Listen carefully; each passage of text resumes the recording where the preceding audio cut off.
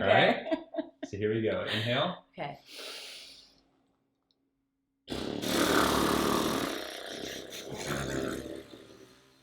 She loves it.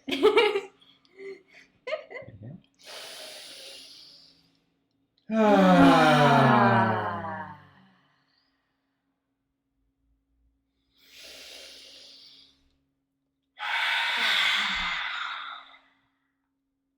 Wonderful. Nice. That's great.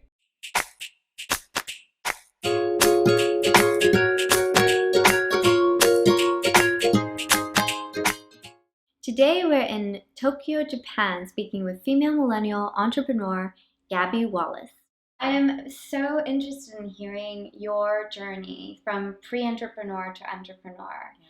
And how you came from the came from the US, yep, to Japan. Yeah. So more than once. Yeah. I'm so excited to share it with you. I'm really looking forward to being part of your project. It's amazing, and I'm looking forward to learning about what you're doing, but also helping other entrepreneurs out there, female entrepreneurs. And I was always looking for more female entrepreneur role models. Can I just stop you? Yeah.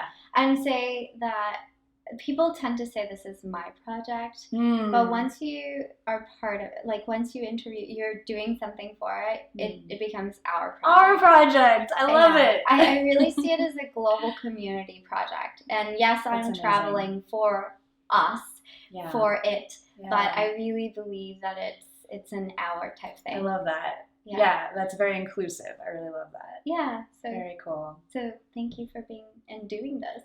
Absolutely. Amazing. Inspiring women all over the world. I hope so.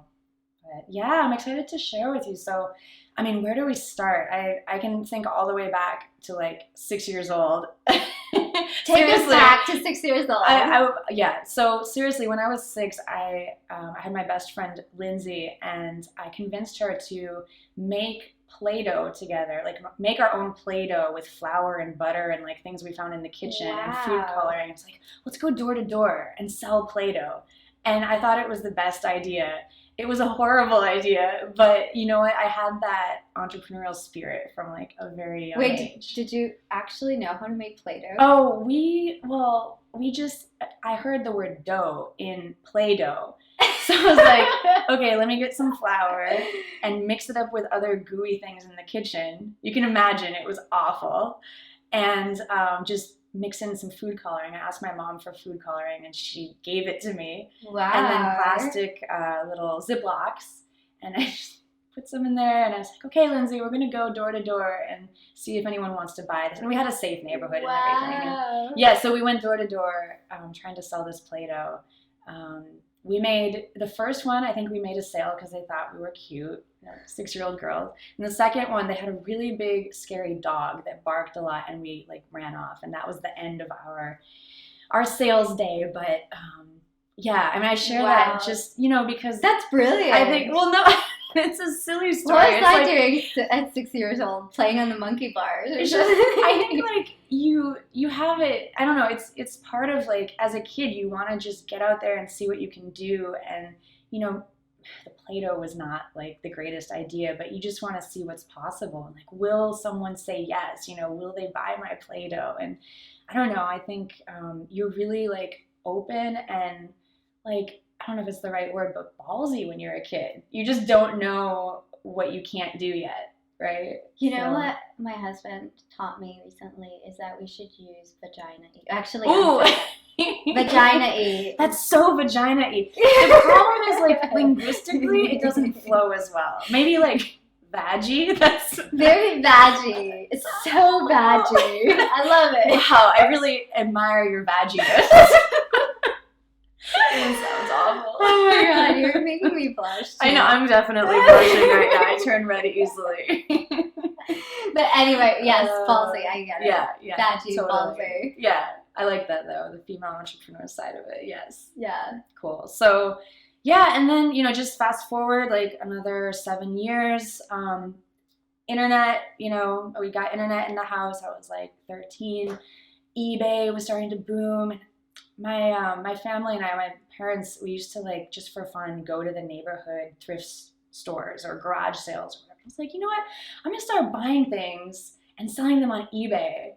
Wow. And my parents didn't know what I was doing. And like, all of a sudden I told my dad, I was like, hey, I just made $200 on this jersey I bought at a garage sale. And he's like, wait, what are you doing? Tell me about this. So he still tells this story. And so I always like to, you know, see how I can be an entrepreneur. But then got into high school, got into college, kind of got on that path where it's like, okay, I need to be serious and find a real job. And so then for several years, I was like looking for this, you know, real job. And like, did anyone tell you had to find a real job, or did you tell yourself? I think it was sort of telling myself, and then maybe, you know, various messages coming in from society, from maybe family.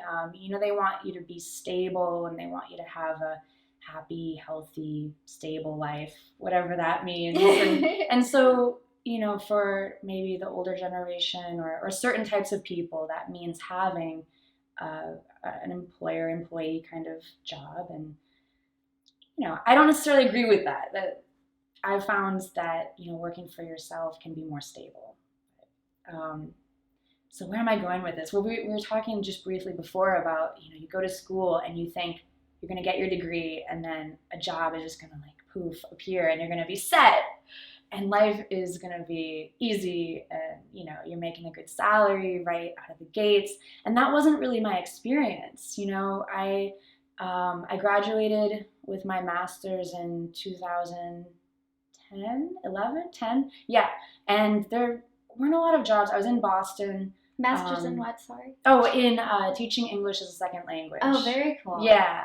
And yeah, just not a ton of full-time jobs, especially in the U.S., because there's a lot of English teachers in the U.S. And so, yeah, I started thinking about, well, maybe I need to make my own job. You know, maybe I should create my own job instead of, you know, trying to find one and being rejected and then like sulking and thinking, oh, why me? So yeah, I just encourage people, if you're in that situation, just see if you can create something, you know, create your own job, just create and see what happens. Just like we are creating the F project. I was going to say you were creating, but yeah. So that led you to Japan. That led me to Japan in 2010. So yeah, thank you for bringing me in my story to Japan. I found a job in Japan doing some corporate training. So it was an actual real job, right?